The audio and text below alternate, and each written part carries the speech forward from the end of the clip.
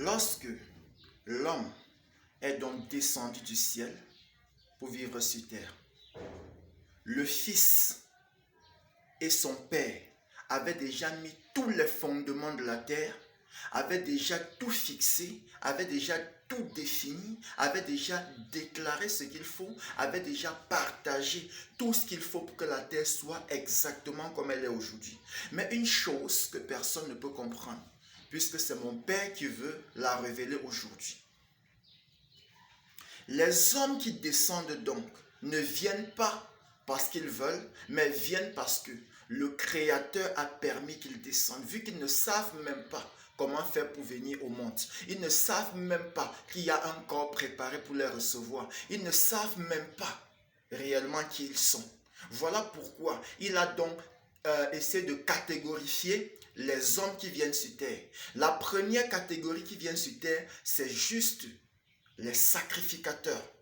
Alors lorsque les sacrificateurs viennent sur terre, c'est d'abord une femme qui vient. Et quand je dis femme, ça ne veut pas dire qu'il y a les esprits femmes et les esprits hommes.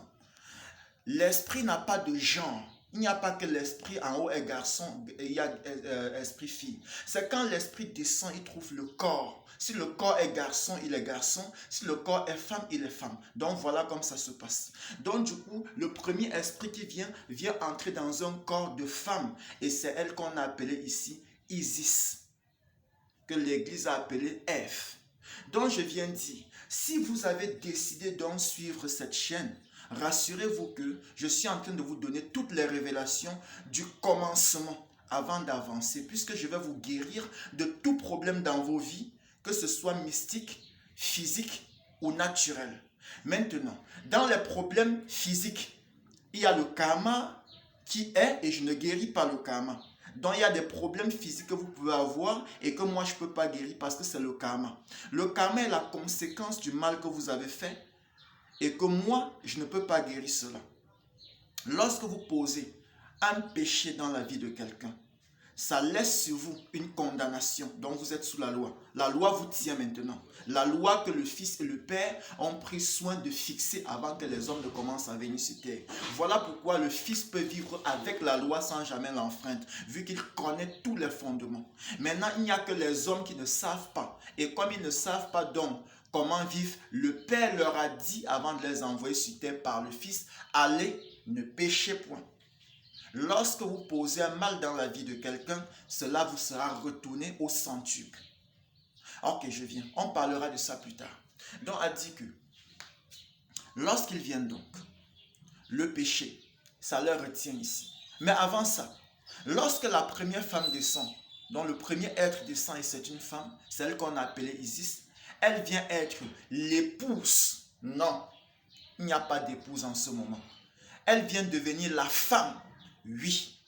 Maintenant, puisqu'elle est femme et que le Fils de Dieu est déjà sur terre, appelé homme, dans un corps d'homme, garçon, donc du coup, les deux se mettent ensemble et forment ce qu'on appelle le tout premier corps, venu d'un homme et d'une femme. Mais là, d'un homme qui n'est pas comme les autres, parce que le Fils de Dieu est Dieu lui-même aussi.